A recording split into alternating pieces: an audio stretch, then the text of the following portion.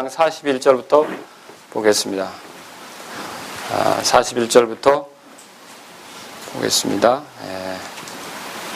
59절까지 보겠습니다. 다 찾으셨으면 제가 읽겠습니다. 41절부터 읽겠습니다.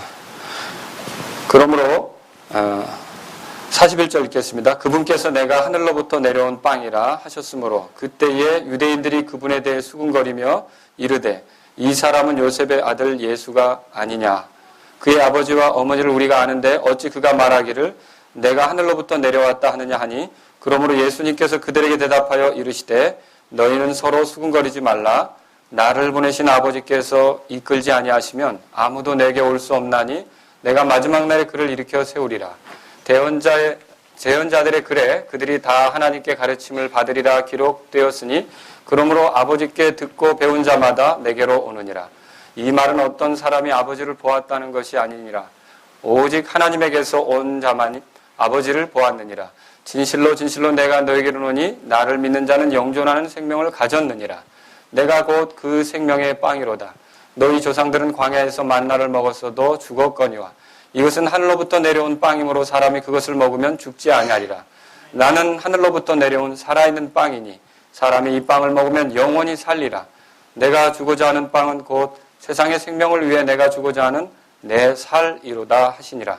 이러므로 유대인들이 자기들끼리 다투며 이르되 이 사람이 어찌 능히 자기 살을 우리에게 주어 먹게 하겠느냐 하며 이에 예수님께서 그들에게 이르시되 진실로 진실로 내가 너희에게 이르노니 너희가 사람의 아들의 살을 먹지 아니하고 그의 피를 마시지 아니하면 너희 속에 생명이 없느니라.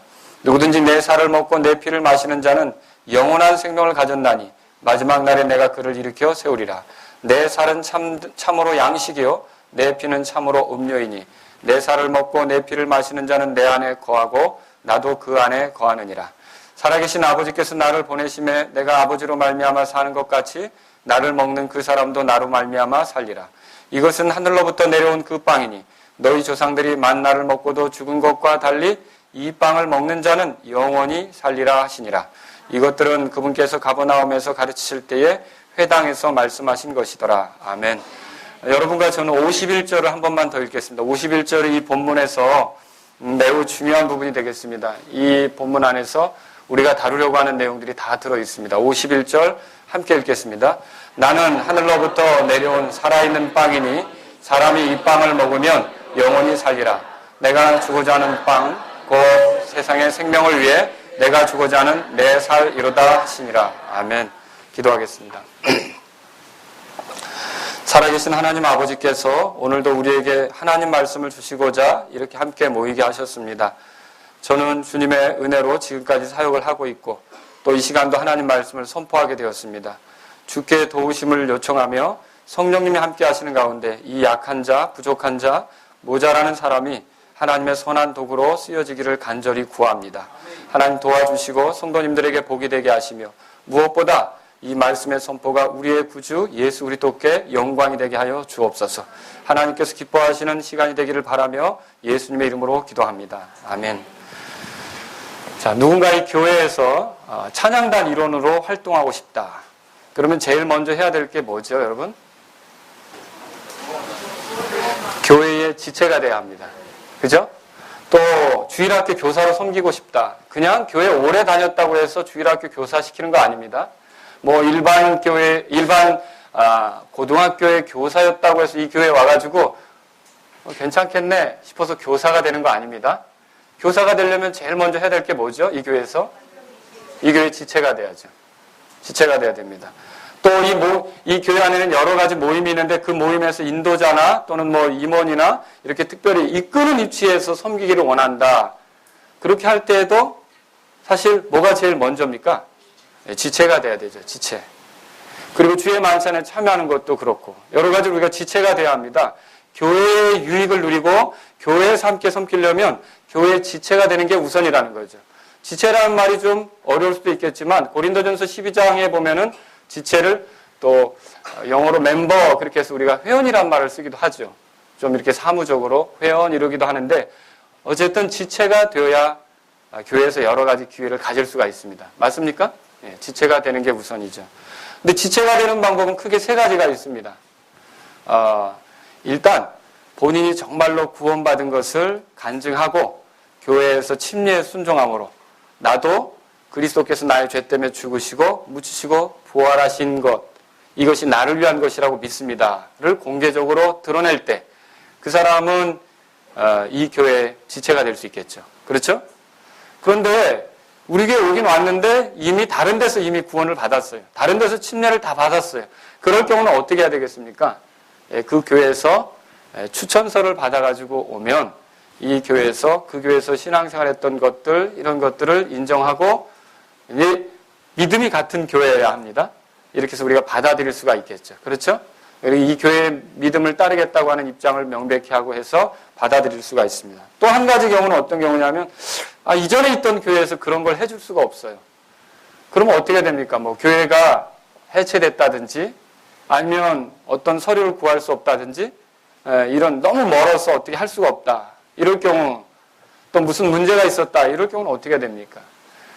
그럴 때는 본인이 직접 자신이 구원받은 것과 또 성경적으로 침례에 순종한 것들을 간증하면서 나도 여러분과 똑같은 믿음을 가진 사람입니다. 그리고 예수님을 통해 죄 용서받고 저도 천국을 소망하는 사람이 맞습니다. 이런 걸 드러낼 필요가 있지 않습니까? 자, 이 세 가지의 경우 잘 생각해 보세요. 우리 교회에 더해진 사람들은 다 이미 이런 과정을 거쳐서 여기 있는 거 아닙니까? 그렇죠? 연세가 많으신 분이나 어린 사람이나 그냥 교회에 오래 다녔다고 해서 저희 교회 지체가 되는 것은 아니란 말이죠. 아직도 방문자로 있으실 수 있습니다. 그러나 교회 지체가 되려면 이런 과정들을 거쳐야겠죠. 그런데 중요한 건 뭐냐? 자, 이렇게 본인이 침례에 순종을 하든지 아니면 다른 교회에서 천거를 받든지 아니면 그거 할 수 없어서 내가 직접 공개적으로 말씀을 드리고 자신의 입장을 밝히든지 이 모든 경우는 다 자기 자신이 자기의 믿음에 대해서 증언하는 것과 관계가 있다는 거죠. 사람이 자기에 대해서 명백하게 증언하지 않으면 어떻게 알 수 있습니까? 그렇죠? 자, 여러분 혹시 이런 간증을 만족할 수 있습니까? 한 사람을 세워놓고 제가 대신 이분이 언제부터 교회 다녔고요. 이분이 언제 예수님을 받아들였고요. 이분이 언제쯤 침례 받으셨고요. 이렇게 해서 이런 분 같아요. 여러분 받아주세요 하면 제 말에 여러분이 어때요? 즐거우시겠습니까? 자꾸 고개를 돌리시겠습니까? 근데 그 사람이 직접 저는 분명히 기독교 집안에서 태어났지만 종교적으로 교회를 다니다가 그냥 기독교가 좋아서 다니다가 어느 날 제가 죄 가운데 있다는 걸 깨닫고 예수님을 저의 구주로 모시게 되었습니다. 그분이 아니었다면 저는 지옥의 형벌 가운데서 처참하게 끝날 사람이었습니다. 그런데 예수님께서 피로 내 죄들을 다 용서받게 해주시고 이제 죽으시고 부활하신 예수님께서 나의 주로서 내 안에 거하시고 나를 하늘나라까지 인도하시는 분이 계십니다. 이렇게 간증할 때 여러분 그 간증을 여러분이 들으시면 어떻겠습니까? 즐거우시겠죠? 그리고 그분을 지체로 받아들이는데 기쁘시겠습니까? 예. 이렇게 자기 자신이 간증하는 것이 굉장히 중요한 문제라는 거예요. 자기 자신에 대해서 증언하는 문제가 아주 중요한 거라는 거죠. 왜요? 그렇게 해야만 그 사람이 어떤 사람인지를 알 수 있죠. 무엇을 믿는지를 알 수 있죠. 어떤 변화가 있었는지 알 수 있잖아요. 그렇죠? 그래야 그 사람이 그런 변화 속에서 우리와 같은 믿음을 가졌다는 걸 확인하고 받아들일 수 있지 않겠습니까? 그렇죠? 초대교회는 은근히 자기 자신이 믿지도 않으면서 염탐하고 어떤 고소할 길을 엿보고자 교회에 침투한 사람들이 많이 있었습니다.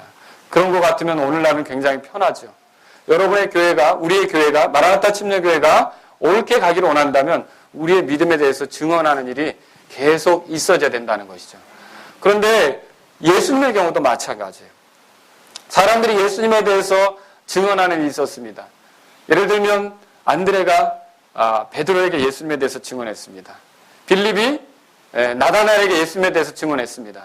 또 사마리아 여자가 수가라는 도시에 들어가서 예수님에 대해서 증언했습니다. 이렇게 예수님에 대해서 증언한 일들은 아주 효과적이었고 사람들이 예수님을 알 수 있는 기회가 된 것이 틀림없습니다. 맞습니까? 예. 근데 무엇보다도 예수님 자신이 직접 자기 자신에 대해서 증언하면 어떨까요? 더 예수님에 대해서 정확히 알 수 있는 기회가 되겠죠? 오늘 제가 이 말씀을 드리는 까닭이 여기 있습니다. 여기에 보면 물론 우리가 읽어본 대로 유대인들 가운데 어떤 사람들은 예수님의 증언을 이해하지 못한 사람도 분명히 있습니다. 하지만 성령님께서 도우시는 가운데 예수님의 증언을 이해하게 된다면 우리는 예수님에 대해서 더 잘 알 수 있고 예수님을 따를 수밖에 없는 입장에 서게 될 거라는 거죠. 그래서 오늘 우리가 다루려고 하는 내용은 그거예요. 예수님께서 자신에 대해서 뭐라고 증언했느냐라는 거죠. 이해하시겠죠? 예수님께서 자기 자신에 대해서 뭐라고 지금 말씀하시는지에 관한 것이죠. 오늘 이 본문에 보면 크게 여러 가지로 말할 수 있겠지만 한 3가지 정도로 요약을 할 수 있어요. 이 51절 아까 읽은 데서 다 발견할 수 있는 내용들인데 그래서 우리가 하나씩 주님이 자신에 대해서 증언한 게 뭔지를 한번 살펴보도록 하겠습니다. 제일 첫 번째로요. 따라서 보세요. 예수님의 말씀입니다. 이게 따라서 보세요. 나는 하늘로부터 내려온 빵이다. 뭐라고 그랬어요? 나는 하늘로부터 내려온 빵이다. 그렇게 말씀하셨어요. 41절 읽어보겠습니다. 6장 41절. 같이 보겠습니다. 읽겠습니다. 그러므로 그분께서 내가 하늘로부터 내려온 빵이라 하셨으므로 그때 유대인들이 그분에 대해 수군거리며 여기 보세요. 내가 하늘로부터 내려온 빵이다. 예수님 그렇게 말씀하셨어요. 50절에 보세요. 50절. 이것은 하늘로부터 내려온 빵이므로 찾으셨습니까? 이게 누구 가리키는 말입니까? 예수님 자신을 가리키는 말이죠. 사실 이 41절에 나는 내가 하늘로부터 내려온 빵이다 이 말은요. 앞에서 이미 설명한 것을 합친 말이에요. 35절 보세요. 35절에 보면 예수님께서 그들에게 이르시되 뭐라고 돼 있어요? 내가 곧 생명의 빵이니 그렇게 말했죠. 그리고 38절에 보세요. 여기 보면 나는 이렇게 돼 있고요. 내 뜻을 행하려고 하늘로부터 내려오지 아니하고 나를 보내신 분의 뜻을 행하려고 내려왔느니라. 이 말을 여러 가지 중간의 것을 다 빼버리면 무슨 말이냐면 나는 하늘로부터 내려왔느니라. 이 말이 되죠. 그래서 이 2가지를 합친 말이 나는 하늘로부터 내려온 빵이다. 이렇게 말할 수가 있다는 거죠. 이 말을 들은 유대인들이 반응이 어땠습니까? 수군거렸다 그랬어요. 이 수군거렸다는 표현은 예수님에 대해서 부정적이 되었다라는 뜻이에요. 마태복음 20장 11절이나 누가복음 5장 30절에 보면 투덜거리다라는 뜻으로 이 단어가 쓰인 걸 볼 수 있어요. 예수님이 그 말 하시자 여러분들 가운데 어떤 사람들이 이제 합당치 않은 말 했을 때 군중들이 우 하는 경우 있죠. 막 이렇게 아우성하고 비난하는 경우 있죠. 그런 것처럼 들썩거리며 이 사람들이 예수님에 대해서 부정적인 입장을 보였다라고 할 수 있습니다. 사실 이 말 하늘로부터 왔다는 것은 예수님의 출신지가 어디냐를 밝히는 말이에요. 예수님은 어디서부터 오신 분입니까? 하늘로부터 왔다는 거예요. 여러분 이거 그냥 가볍게 생각할 말이 아니라는 거죠. 그분의 출신지는 하늘이에요. 이 땅에서 태어나기 전부터 어디에 계셨습니까? 하늘에 계셨다는 뜻이죠. 자, 우리가 오늘 이 자리에 계시지 않지만 크리스 필립스 형제님이 우리랑 예배를 드리고 있어요. 우리랑 한 1년 정도 살았죠?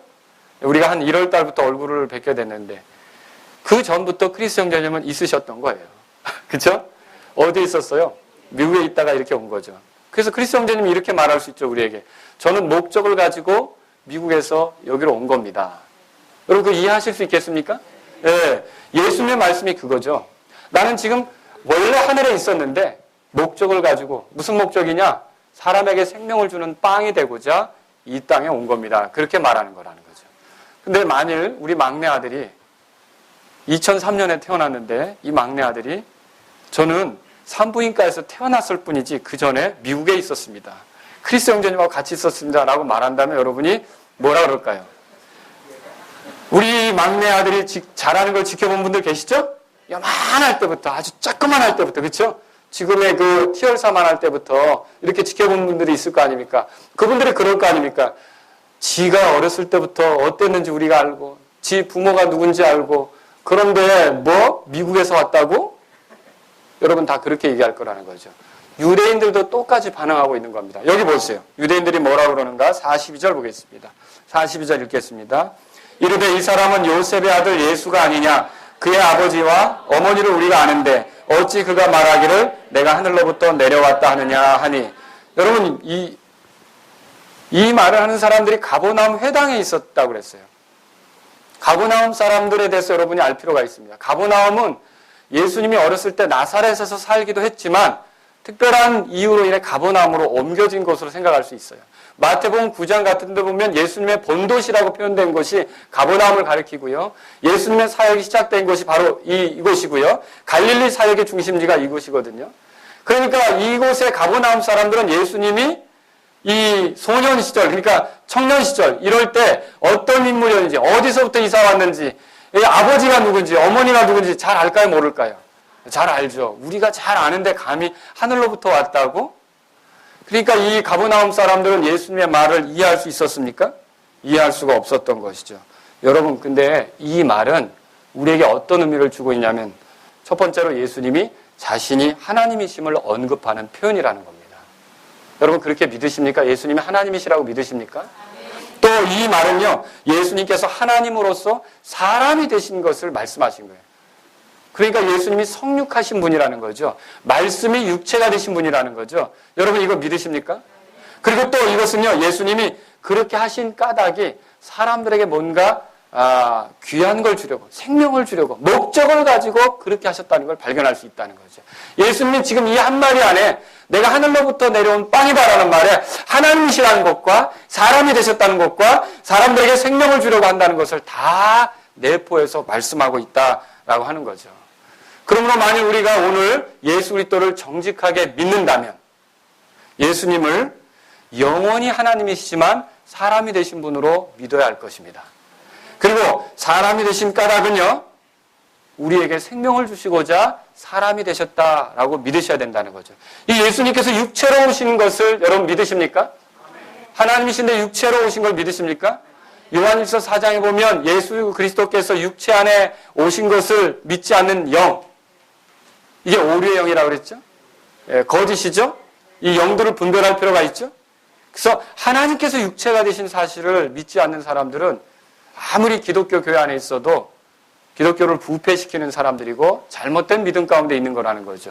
저와 여러분들이 정직하게 예수님을 믿는다면 예수님은 하나님이신데 우리에게 생명을 주시고자 사람이 되신 분이라는 걸 믿으셔야 하는 겁니다. 믿으셔야 되는 거죠. 그래서 여러분에게 좀 말씀드리고 싶은 이거예요. 예수님을 4대 성인 중에 하나라고 생각했다든지 또는 인류의 여러 현자들이 있지만 그들 중에 하나로 좋은 스승으로 생각했다든지 아니면 선지자가 많은데 이슬람 교도들도 그렇게 믿어요. 예수님을 선지자 중에 하나로 생각하거든요. 선지자가 많은데 그 선지자 중에 하나로 생각한다든지 아니면 인간들 중에 좀 도덕적으로 탁월한 사람들을 꼽으라면 그 중에 하나다. 이런 정도로 여러분이 예수님을 생각하고 있다면 그걸 뛰어넘으시고 물론 예수님은 그런 분이 맞습니다. 근데 그걸 뛰어넘으셔서 예수님은 하나님이신데 사람이 되신 분으로 믿으시기 바랍니다. 이게 우리가 예수님을 바로 믿는 길이라는 거죠. 근데 여기서 예수님께서 자신을 하늘로부터 내려온 뭐라고 소개했습니까? 빵이다 그렇게 소개하셨죠? 아까 빵이다 그렇게 소개했어요. 자, 48절에 보세요. 48절 다 같이 읽겠습니다. 시작. 내가 곧 그 생명의 빵이로다. 그 다음에 51절 우리가 아까 본 말씀에 보면 나는 하늘로부터 내려온 뭐라고 돼 있어요? 살아있는 빵이니 그렇게 돼 있어요. 이 빵을 먹으면 영원히 산다 그랬어요. 예수님이 여기서는요 매우 상징적인 의미로 빵을 사용하고 있다는 거죠.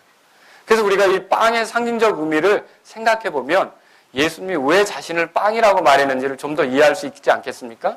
그래서 우리가 다 문맥적으로 문자적으로 해석을 해야 되겠지만 여기서는 예수님이 여러분이 빵이라고 했을 때 진짜 제과점에서 나오는 빵하고 같은 빵으로 예수님을 생각하십니까? 아니죠, 그렇죠? 예. 이 빵은 상징적인 의미를 가지고 있다는 거죠. 그래서 우리가 이 빵의 상징적인 의미를 생각해 볼 필요가 있다라고 하는 것이죠. 자, 빵은요 필수적인 양식을 의미합니다. 우리나라에서 혹은 동남아시아, 동북아시아에서는 주식이 쌀입니다. 그러나 성경이 써질 때 그 당시에 그 고대 근동 사람들, 이스라엘 사람들뿐만 아니라 그 주변에 사는 사람들의 주식은 빵입니다. 그러니까 그들은 빵을 먹어야 되는 거죠. 빵이 끼니를 때우는 그런 중요한 재료가 되는 것입니다. 빵이 없다? 계속 빵을 구할 수 없다? 그럼 그들은 굶을 수밖에 없는 거죠. 죽음에 이를 수밖에 없는 거라는 거죠.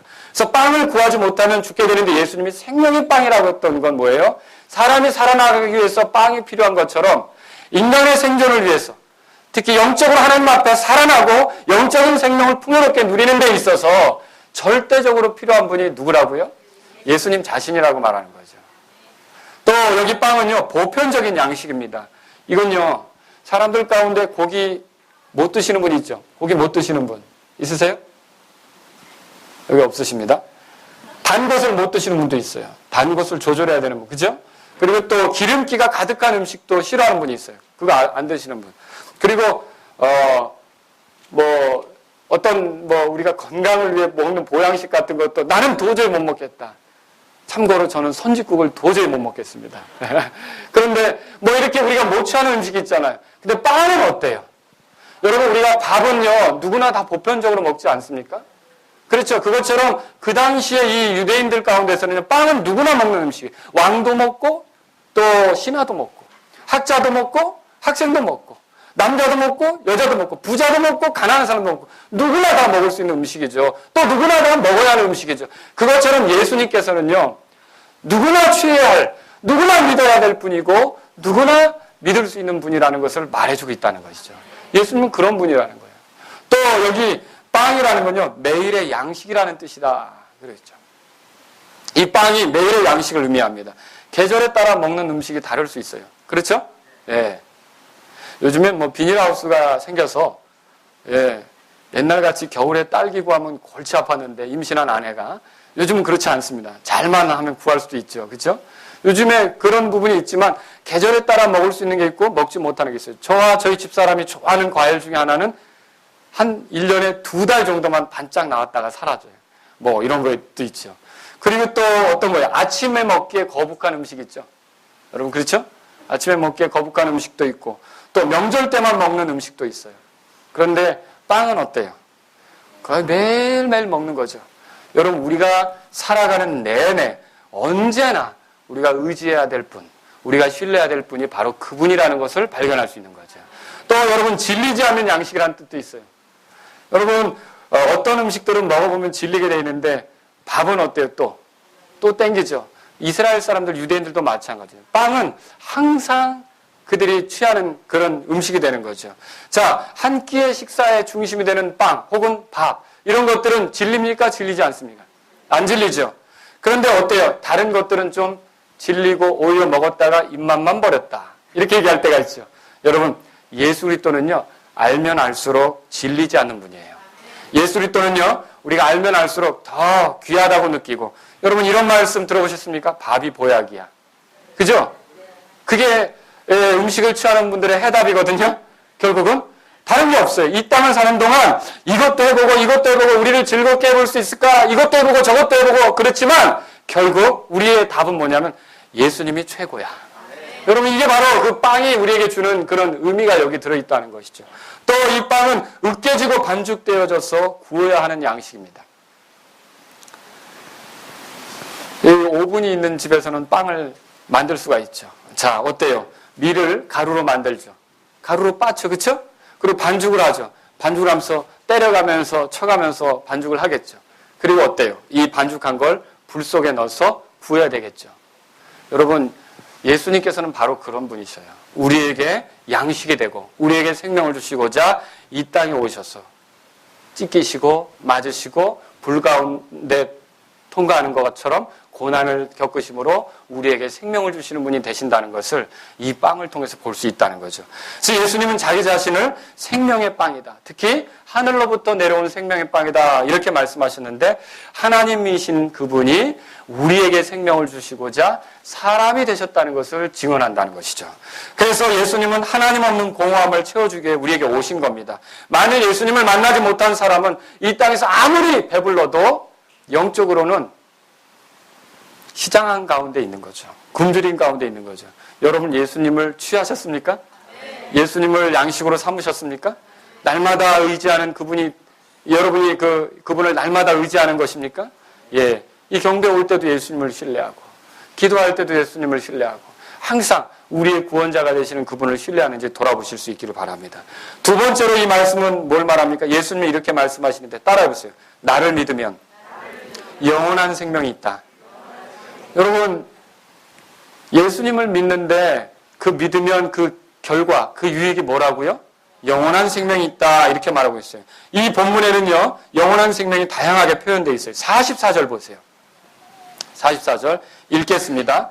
나를 보내신 아버지께서 이끌지 아니하시면 아무도 내게 올 수 없나니 내가 마지막 날에 그를 일으켜 세우리라. 자, 여기서 영원한 생명은 무엇으로 표현되어 있습니까?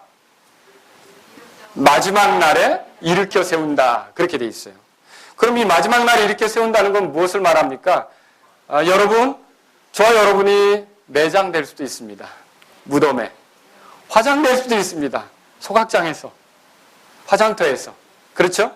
그런데 그렇게 될지라도 마지막 날에는 어떻게 된다는 말입니까? 예, 부활한다라고 하는 거죠. 우리가 부활을 통해 되살아날 수 있다라고 하는 것을 보여주고 있습니다. 특히 여러분과 제가 주님이 오시는 그 마지막까지 살아있다면 많은 사람들이 지금이 마지막 때라고들 얘기합니다. 그래서 우리가 살아있다가 예수님을 만나게 되면 어떻게 될까요? 영광스러운 예수님처럼 부활의 몸으로, 영원한 몸으로, 그렇죠? 썩지 않은 몸으로, 죽지 않는 몸으로 변화되는 걸 믿으십니까? 이것이 주님을 믿는 자들에게 약속이 되어 있다라고 하는 것이죠. 여기 보면 54절에 이것도 반복이 되어 있어요. 54절 보세요. 자, 같이 읽겠습니다. 누구든지 내 살을 먹고 내 피를 마시는 자는 영원한 생명을 가졌나니 마지막 날에 내가 그를 일으켜 세우리라. 다시 한 번 더 반복이 되고 있죠. 이 54절의 말씀을 잘 보세요. 여기서는 내 살을 먹고 내 피를 마시는 자는 영원한 생명을 가졌다고 그랬죠. 그리고 마지막 날에 일으켜 세운다 그랬죠. 이제 40절에 뭐라고 되어 있어요? 40절 보세요. 40절. 나를 보내신 분의 뜻은 이것이니고 아들을 보고 그를 믿는 모든 자가 영존하는 생명을 얻는 것이라. 비슷하게 전개되고 있어요. 살을 먹는다, 피를 마신다는 건 이 40절에서 예수님을 보고 믿는 거죠. 그리고 그 결과는 무엇입니까? 영존하는 생명이고 아까는 영원한 생명이라고 그랬죠. 근데 여기 마지막 날에 내가 그를 일으켜 세우리라. 반복이 되고 있다는 거죠. 결국 예수님을 믿는 사람들은 이 땅에서 죽어도 그게 죽음이 아니라 잠자는 것과 같이 될 것입니다. 반드시 일어나게 될 때가 있습니다. 왜 잠이라는 표현을 씁니까? 일어난다는 것이죠. 여러분이 오늘 밤에 주무시면 내일 아침엔 일어나야 합니다. 핸드폰에 시간을 맞춰놓든지 아니면은 잠용종을 맞춰놓든지 그 소리가 들리면 어떻게 됩니까? 일어나야 되죠. 똑같습니다. 주께서 호령과 천사장의 나팔 소리로 우리를 취하러 오실 때 그게 잠용종이에요. 굉장히 크겠죠? 예, 벌떡 깨겠죠? 우리는 다 같이 일어나서 주님을 맞이하게 되는 것을 믿으시기 바랍니다. 여기 47절에 또 보세요. 영원한 생명을 뭐라고 표현했는가? 47절에 보니까 같이 읽겠습니다. 진실로 진실로 내가 너희에게 이르노니 나를 믿는 자는 영존하는 생명을 가졌느니라. 여기서는 영존하는 생명을 가졌다고 그랬어요. 영존하는 것이라는 말에 주목하세요. 육체의 생명을 초월하는 것입니다. 아담으로부터 물려받은 생명의 수명은 얼마나 됩니까? 70이나 80. 또 더 건강하면 더 갈 수도 있습니다. 그렇죠? 예, 그런데 이 영존한 생명은 영혼을 보내는 것입니다. 끝이 없는 생명입니다. 그래서 하나님과 함께 보내는 시간을 말합니다. 저와 여러분이 예수님을 믿으면 하나님과 함께 영혼을 보낼 수 있다는 것을 믿으시기 바랍니다. 이게 우리에게 주어진 약속이죠. 또 50절에 보세요. 50절에 보면 영원한 생명을 뭐라고 표현했습니까? 같이 읽겠습니다. 이것은 하늘로부터 내려오는 빵이므로 사람이 그것을 먹으면 죽지 아니하리라. 영원한 생명을 여기서는 또 뭐라고 표현했습니까? 죽지 않는다. 여러분과 저는 죽지 않습니다. 근데요, 이 말은 육체적으로 죽지 않는다는 말이 아닙니다. 왜냐하면 베드로도 죽었습니다. 바울도 죽었습니다. 야고보도 죽었습니다. 스데반도 죽었습니다. 모든 그리스도인들이 다 어떻게 되는 거예요?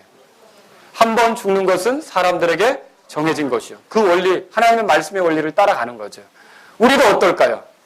우리도 죽죠. 근데 왜 죽지 않는다는 말을 합니까? 이 죽지 않는다는 말은 영적인 생명에 관한 말이에요. 한 번 하나님의 아들로 태어나면 아담의 후손으로 태어난 건 죽지만 내가 누구 집안의 아버지의 아들로 태어난 건 죽지만 하나님의 아들로 태어난 것은 죽습니까? 안 죽습니까? 영원히 사는 것을 믿으십니까? 이 생명이 취소되지 않는 걸 믿으십니까? 이 생명이 철회되지 않는 걸 믿으십니까? 그래서 하나님의 아들로 태어난 것은, 그래서 하나님과 함께 사는 것은, 하나님의 어떠하심을 드러내며 사는 것은 영원히 간다는 걸 믿으시기 바랍니다. 그래서 하나님으로부터 얻은 생명, 그리고 하나님의 아들 된 생명, 이건 중단되거나 끝나는 법이 없다는 것을 여러분이 예수님을 믿을 때 발견하셔야 되는 거죠. 한번 예수님을 믿으면 영원한 하나님의 아들이에요. 요걸 갖다 해병대에서 써먹었죠. 인용을 했어요. 그렇죠? 한 번 예수님을 믿으면 영원한 하나님의 아들인 걸 믿으시기 바랍니다. 한 번 하나님의 자녀는 영원한 하나님의 자녀예요. 자, 또 네 번째로 이 영원한 생명을 뭐라고 표현했습니까? 51절에 보세요. 51절에 보니까 나는 하늘로부터 내려온 살아있는 빵이니 사람이 이 빵을 먹으면 뭐라고 되어 있어요? 영원히 살리라. 이것도 같은 맥락에서 볼 수 있어요.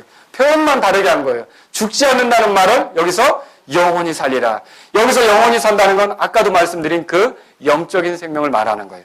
그래서 하나님의 아들로 다시 태어난 생명은 영원하다. 58절에도 반복되죠? 58절 보세요. 이것은 다 같이요. 이것은 하늘로부터 내려온 그 빵이니 너희 조상들이 만나를 먹고도 죽은 것과 달리 이 빵을 먹는 자는 영원히 살리라 하시니라. 여러분과 저는 영원히 삽니다. 예수 그리스도를 내 구조로 모셨을 때. 영원히 하나님의 아들 된 것이 취소되지 않는다라고 하는 것이죠. 예수님께서는 자신이 하늘로부터 내려오셨다는 것에 대해서 사람들이 수군거리고 의심할 때 고민하거나 당황하지 않으셨어요. 오히려 44절에 말씀하셨어요. 44절 보세요. 나를 보내신 아버지께서 이끌지 아니하시면 아무도 내게 올 수 없나니 내가 마지막 날에 그를 일으켜 세우리라 그랬죠. 그래서 아버지께서 이끌지 아니하시면 이 말이 사실 사람을 매우 겸손하게 만드는 말입니다. 왜 그렇습니까? 누구든지 이렇게 그 마지막 날에 이렇게 세워지는 거, 영원한 생명을 얻는 거, 죽지 않는 거, 이런 그 은혜 속에 하나님의 자녀로 영원히 사는 것은 아버지께서 이끌으셔야 된다는 것을 여기서 발견할 수 있죠. 사람의 노력으로만 되는 겁니까? 힘으로 되는 것입니까? 그것이 아니라 하나님의 은혜로 되어진다는 걸 발견할 수 있는 거죠. 이 말씀은 사람들을 위축시키기 위해서 주어진 것이 아니라 더 겸손하고 소망을 갖도록 하기 위해서 주어진 거예요. 어째서 그렇습니까? 사람의 형편이 어떻든지 바로 우리를 영원한 생명으로 이끄실 수 있는 하나님이 계시기 때문에 그 하나님의 계획 속에서 그리스도께서 오셨기 때문에 하나님께 소망을 두고 나아가야 된다는 것을 44절이 말하고 있는 거죠. 그런데 이 말은 많은 오해를 불러일으킵니다. 자칫 잘못하면 예수님을 만나기 전에 하나님을 만나야 된다고 생각하는 사람이 생길 수도 있어요. 그래서 꿈이나 또는 환상이나 천사들의 계시를 통해 먼저 하나님을 만나야 그 하나님이 이끌어 주셔서 내가 예수님께로 갈 수 있지 않겠느냐. 먼저 하나님을 봐야 예수님을 믿을 수 있지 않겠느냐. 그렇게 생각할 수 있다는 거죠.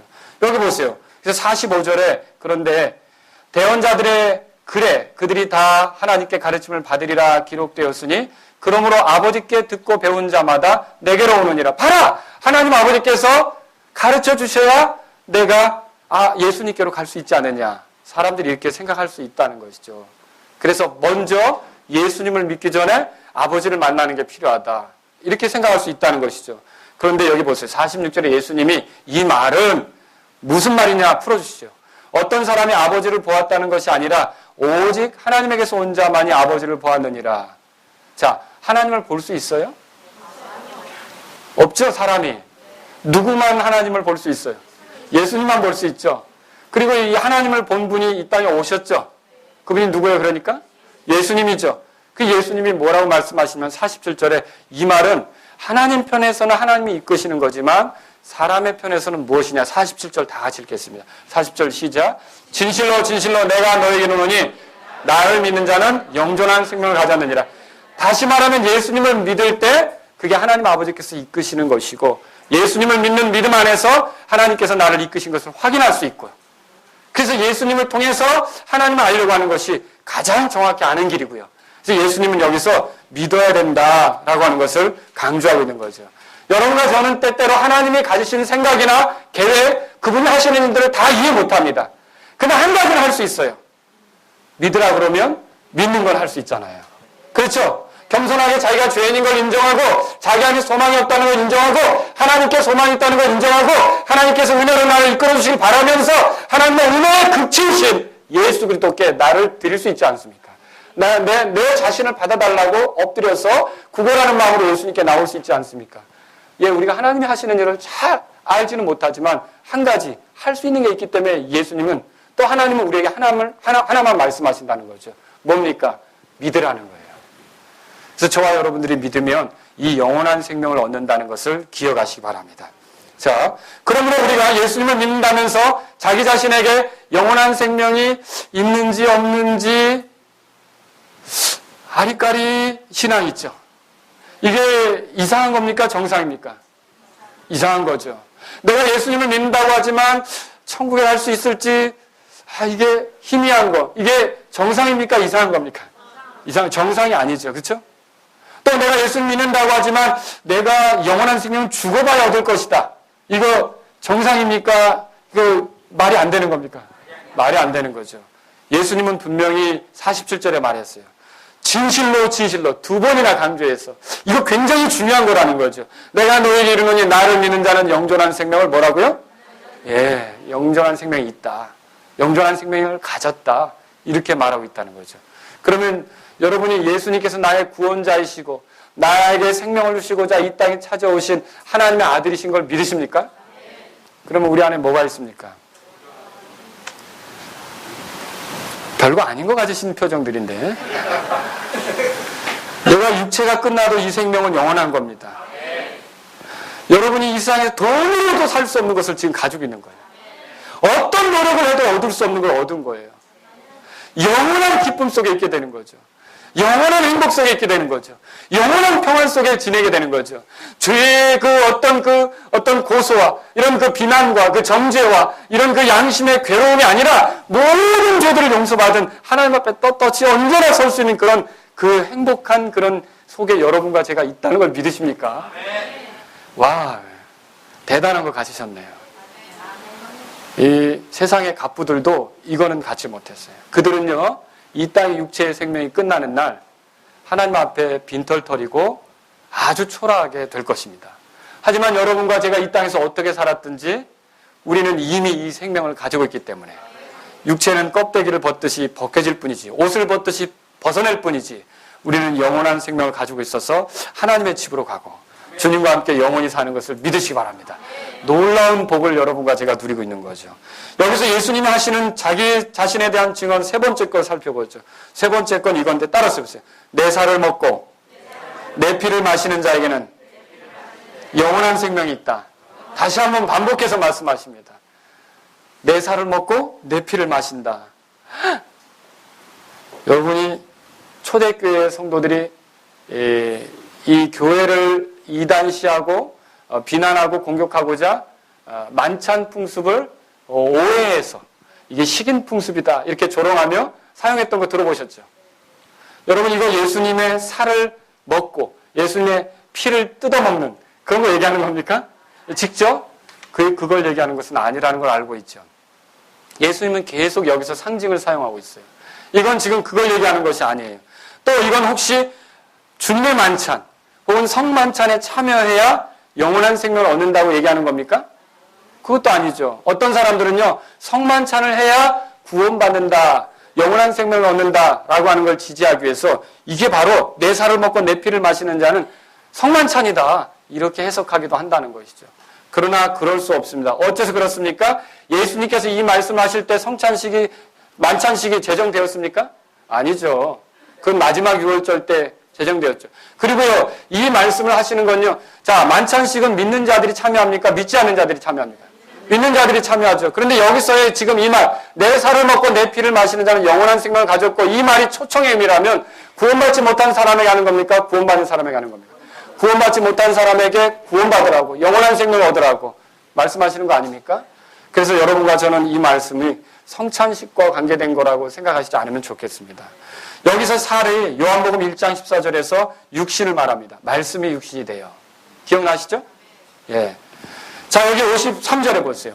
너희가 사람의 아들의 살을 먹지 아니하고 그의 피를 마시지 아니하면 너희 속에 생명이 없느니라. 찾으셨습니까? 또 54절에 보세요. 누구든지 내 살을 먹고 내 피를 마시지 아니하는 자는 마시는 자는 영원한 생명이 나니. 찾으셨습니까? 56절에 보세요. 내 살을 먹고 내 피를 마시는 자는 내 안에 거하고 나도 그 안에 거하느니라. 여기서 살과 피, 이 살은 뭐냐면 주님의 육체와 관계된 건데 왜 주님이 육체가 되셨습니까? 저와 여러분들을 위해 자신을 희생물로 내주시기 위해서. 맞습니까? 예. 우리를 위해 죽음을 맛보시게, 죽음을 경험하시게, 죽으시고자 육체가 되신 거 아닙니까? 그래서 여기서 살과 피는 그리스도의 죽음을 가리킨다라고 볼 수 있습니다. 특히 피에 대한 언급은 십자가에서의 죽음을 가리킵니다. 그러므로 그리스도의 살을 먹고 그리스도의 피를 마신다라는 말은 그리스도의 죽음이 주는 유익을 취한다. 그것을 나를 위한 것으로 삼는다. 그런 뜻이 되겠습니다. 그래서 그분을 자신의 몸을 우리가 그리스도의 살을 먹고 그리스도의 피를 취한다는 것인데 그분은 자신의 몸을 희생물로 내주셨습니다. 맞습니까? 그분은 자신의 피를 죄인들에게 쏟아지는 하나님의 진노를 치우기 위해서 자신의 피를 들이셨습니다. 맞습니까? 예. 그래서 우리가 그분의 찢기심이 자신을 위한 것이라고 받아들이고 그분의 피가 나를 죄에서 건지시기 위해서 흘려진 것이다 라고 믿는 것이 그분의 살을 먹고 피를 마시는 것이다 라고 여러분이 정리하시면 좋을 것입니다.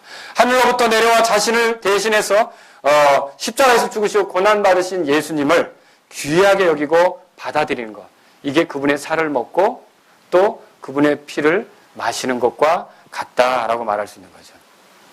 이해하시겠죠? 자, 여기 보세요. 56절에 내 살을 먹고 내 피를 마시는 자는 내 안에 거하고 나도 그 안에 거하느니라. 이 구절을 놓쳐서는 안 되겠습니다. 왜 그렇습니까? 자, 여기에 부활이라는 표현이 있습니까? 없습니까? 예, 직접적으로 발견할 수는 없습니다. 그런데 나도 그 안에 거하느니라 라는 말은 부활을 내포하고 있어요.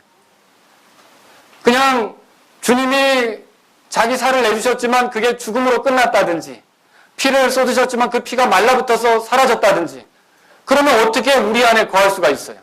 근데 우리 안에 거한다는 표현은 그분이 살아계시다는 뜻이에요. 그러니까 이건 전반적으로 뭘 얘기하고 있냐면 예수님의 죽으심과 부활을 믿고 받아들이는 사람이 참으로 영원한 생명을 누리는 것에 대해서 지금 말하고 있는 거죠. 영원한 생명을 누리는 것은 구원받아 하나님의 자녀가 될 뿐만 아니라 주님과 더불어 사는 것까지 포함하고 있다는 것을 말하고 있는 거죠. 여러분과 저는 가장 분해한 건요, 결혼식 날 결혼을 하고서 이제는 결혼했으니까 저 여자는 내 거야 라고 자기 멋대로 가는 남편을 만난 경우예요. 쫓아다닐 때는 얻고 싶어서 온갖 선물을 주고 뭐 당신밖에 없다 그러고 뭐 꽃도 갖다 주고 뭐 멋진 레스토랑도 데리고 다니다가 결혼을 딱 하니까 어차피 뭐 도망가겠어? 교회도 다닌다는데. 그러면서 이제 내가 하고 싶은 대로 하는 거죠. 여러분 이거 옳습니까? 아니죠. 하나님께서 우리에게 주신 영원한 생명도 마찬가지라는 거죠. 죄 용서받고 천국에 가고 싶고 하나님의 자녀가 되고 싶어서 은혜를 구하고 엎드리고 마침내 예수님을 믿었어요. 근데 내 멋대로 사는 것은 영원한 생명을 누리는 것입니까? 아니죠. 주님은 우리에게 주시는 생명이 있는데 그 생명은 하나님의 자녀가 되는 것이고요. 여기 54절에 보세요. 54절에 보시면 뭐라고 되어 있습니까?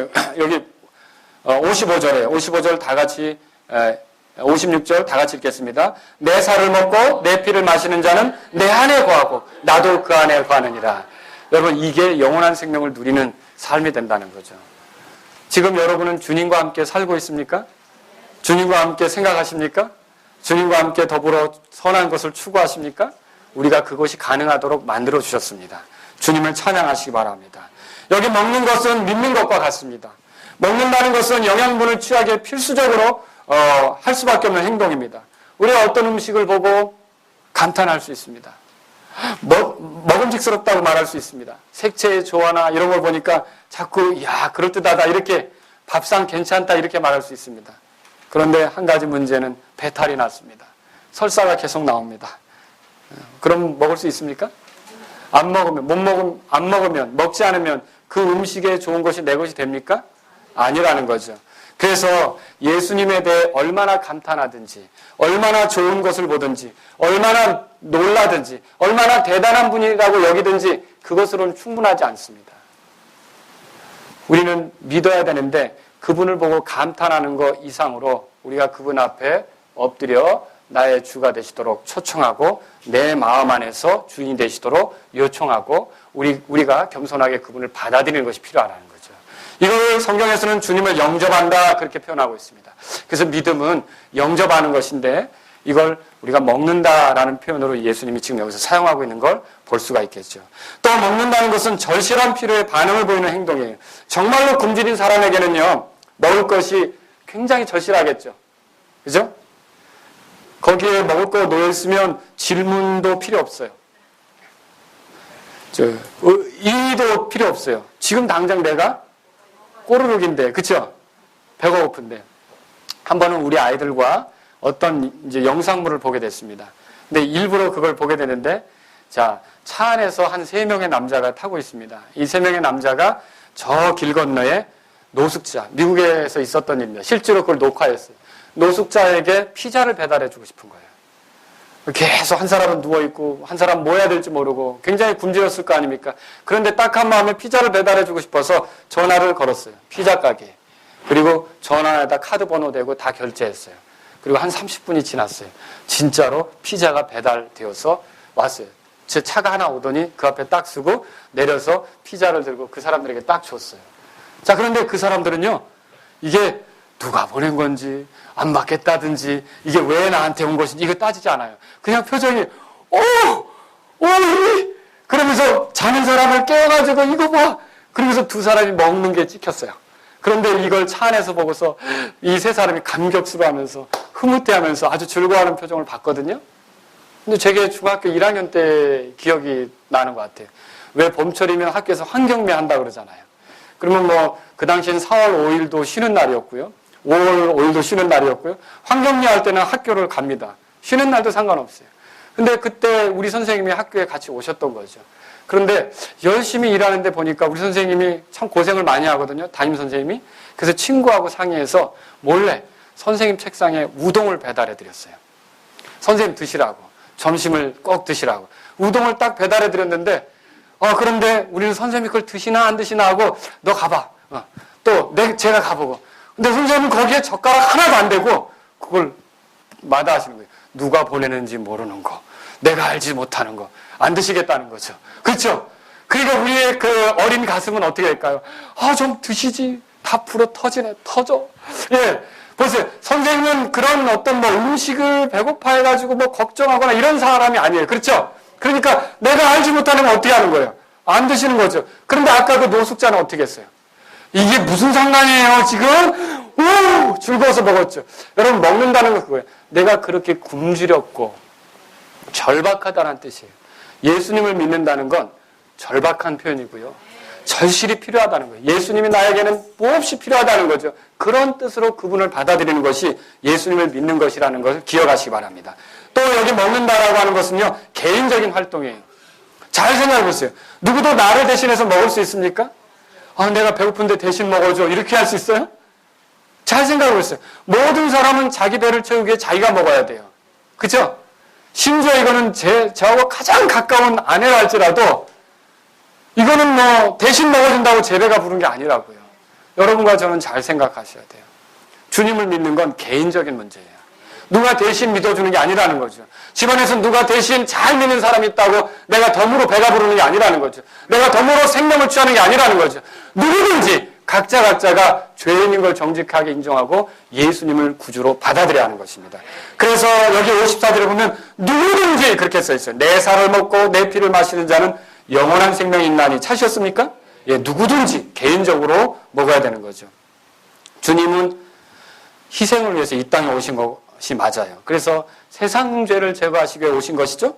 주님은 양을 위해서 오신 거고 이스라엘 민족을 위해서 오신 거예요. 여러분 저하고 요한복음 10장을 찾아보고 말씀을 정리하겠습니다. 요한복음 10장.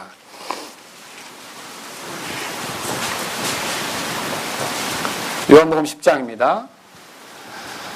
10절에 보면 도둑이 오는 것은 다만 도둑질하고 죽이고 멸망시키려 함이거니와 하고 예수님이 오신, 아까 하늘에서 내려온 빵이라 그랬죠? 예수님이 오신 목적을 설명하는데 내가 온 것은 다 같이 읽겠습니다. 내가 온 것은 양들이 생명을 얻게 하고 생명을 더욱 풍성히 얻게 하려 함이라.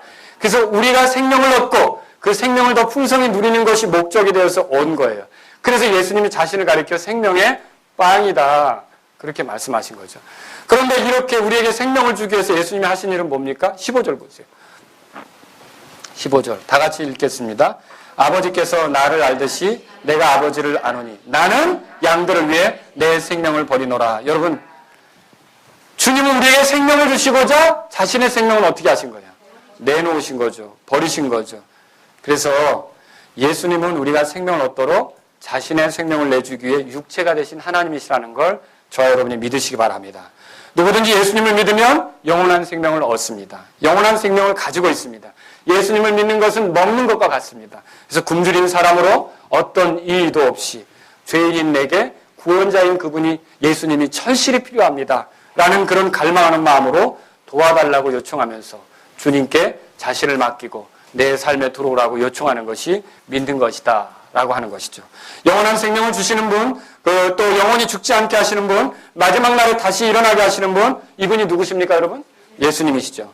여러분 이 예수님을 의지해서 지금 하나님께 나아가시지 않겠습니까? 또 이미 그분의 죽으심과 피 흘리심을 통해 영원한 생명을 얻었다면 그 죽으심과 피 흘리심이 헛되지 않도록 주님을 기념하는 그런 기념적인 삶을 살지 않으시겠습니까? 여러분이 그렇게 되기를 주의 이름으로 바랍니다.